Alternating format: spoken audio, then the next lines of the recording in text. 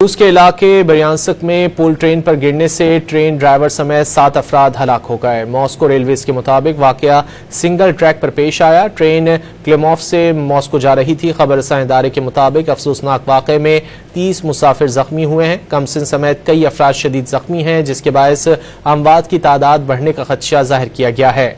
वाकये में कई गाड़ियों को भी नुकसान पहुंचा। रूसी मीडिया के मुताबिक वाकये की तहकीकात शुरू कर दी गई हैं। रूस के इलाके ब्रयांस्क में पुल ट्रेन पर गिरने से ट्रेन ड्राइवर समेत 7 अफराद हलाक हो गए। मॉस्को रेलवेज के मुताबिक वाकया सिंगल ट्रैक पर पेश आया। ट्रेन क्लेमोफ से मॉस्को जा रही थी। खबर रसां इदारे के मुताबिक अफसोसनाक वाकये में 30 मुसाफिर जख्मी हुए हैं। कमसिन समेत कई अफराद शदीद जख्मी हैं, जिसके बायस अमवात की तादाद बढ़ने का खदशा जाहिर किया गया है।